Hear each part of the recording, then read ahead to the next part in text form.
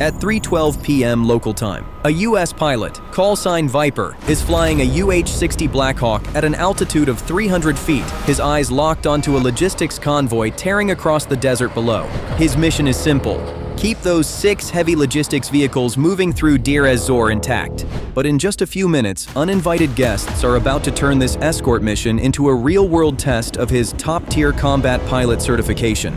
The MWS missile warning system screams non-stop in his headset, basically telling the crew one thing: missile, missile. On the cockpit display, alongside the convoy and the trailing UH-60, 8 unidentified contacts suddenly appear, closing fast from the right.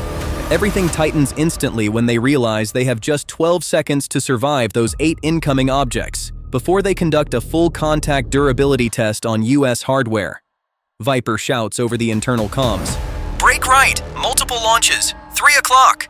The trailing UH-60 immediately drops altitude, banks 45 degrees, and brakes left, while Viper pulls up and violently snaps the aircraft in the opposite direction. The 2 Blackhawks split formation almost instantly. Seconds later, all 8 targets swell rapidly in size, trailing long white smoke signatures, an unmistakable sign of a man-pad salvo just launched. And in this region, only one group is bold enough to pull that trigger against American helicopters in broad daylight. But they are about to learn something very quickly. Shooting directly at US helicopters is the fastest way to have an entire arsenal delivered straight back to your own coordinates. Viper does not wait another beat. His finger slams down on the countermeasure switch. From both sides of the UH-60, flares erupt in rapid succession, tearing away from the aircraft as bright white fire. The trailing aircraft mirrors the action instantly. Within milliseconds, the airspace to the right of the formation transforms into a dense cloud of false heat, far more attractive to infrared seekers than the helicopters themselves. The effect is almost immediate.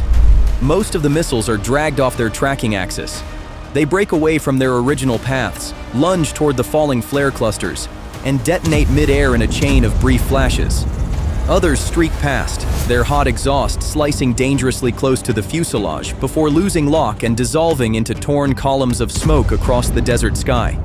But not all of them are fooled. One Igla missile maintains lock just long enough to survive the first layer of countermeasures. It drifts off course for a moment, then reacquires the heat signature of the trailing UH-60. Viper barely catches a glimpse of his wingman's Blackhawk jerking into one final evasive maneuver. Then the missile slams directly into the right engine section.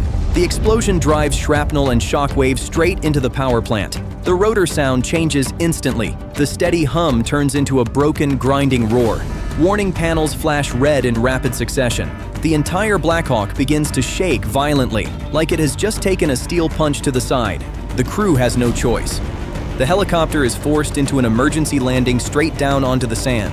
The moment it hits the ground, the crash coordinates are transmitted directly into the command network of Al-Omar Base, located 31 miles away. There is no need for visual confirmation. Data from the helicopter, reconnaissance feeds, and tactical satellite streams instantly fuse into a complete operational picture. Launch points begin appearing almost immediately. Heat signatures flare up along the edge of an abandoned village. Short withdrawal corridors, pre-prepared hiding positions. And the name behind the ambush is no longer unclear: Hezbollah. Viper struggles to keep his own Blackhawk stable while transmitting a support request back to base. No wasted words, no extra phrasing, just coordinates, aircraft status, and a single message: they are pinned on the ground, and they need fire support immediately. 18 miles away, an A-10 Warthog on patrol receives the tasking almost the moment the distress call is sent. It does not need time to prepare. Machines like that are built for moments exactly like this. At 3:17 p.m., the A-10 Warthog immediately rolls and accelerates hard toward the designated coordinates. The Air Force has just deployed the ugliest aircraft ever built, but also one of the most effective machines ever created. The A-10 training program does not produce pilots. It produces hunting dogs, trained to tear into their prey the moment the leash comes off. At an altitude of 6,000 feet, the targeting system begins resolving details across the desert surface, picking up the distinct signature of a group of militants fleeing in pickup trucks, trying everything they can to stay hidden. The nose dips. Speed builds to 400 miles per hour. The distance collapses so fast that every advantage the ambush team once had is now measured in minutes. Hezbollah believes they have just shot down a US helicopter in broad daylight.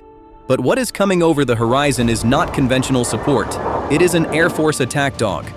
And in the next few minutes, the Deir ez-Zor Desert is about to understand exactly why the United States calls this aircraft in when it is no longer interested in extending the conversation.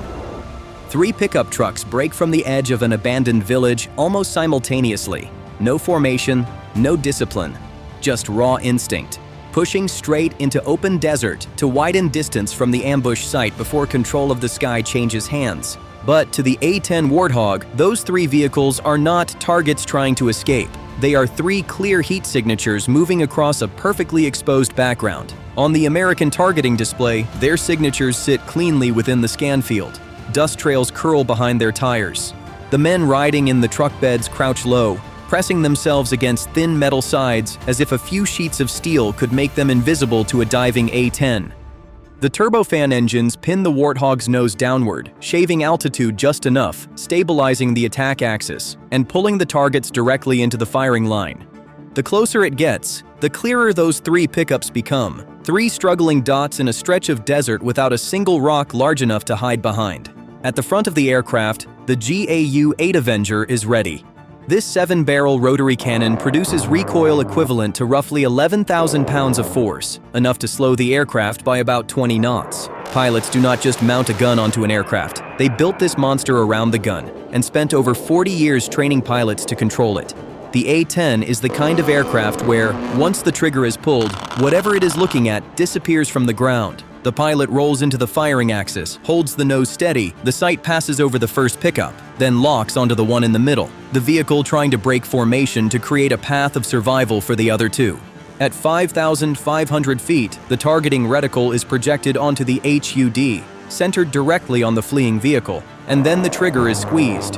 The GAU-8 opens its mouth.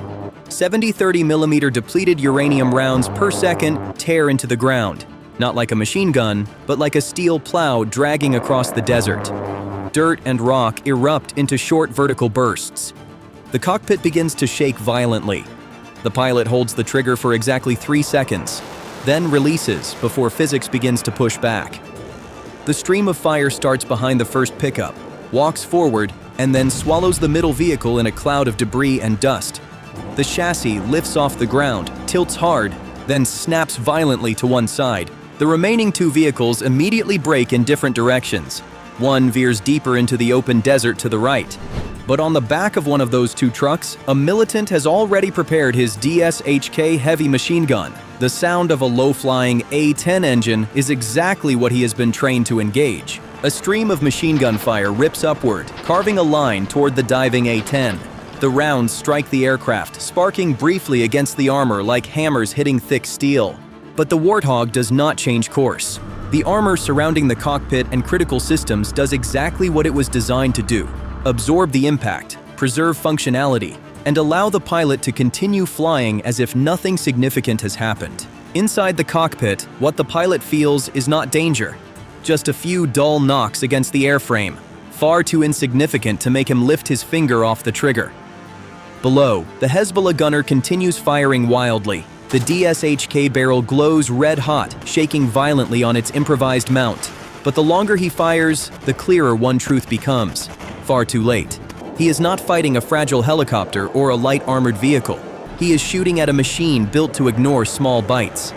The truck jerks sharply, attempting to turn back toward the abandoned village for cover. But once inside the Warthog's targeting axis, every maneuver now only buys a few extra seconds to compose one last message home. The pilot only needs a clean angle to finish the rest. A flash of fire erupts beneath the wing. A Hydra 70 rocket leaves the rail, streaking straight toward the target, accelerating in desperation.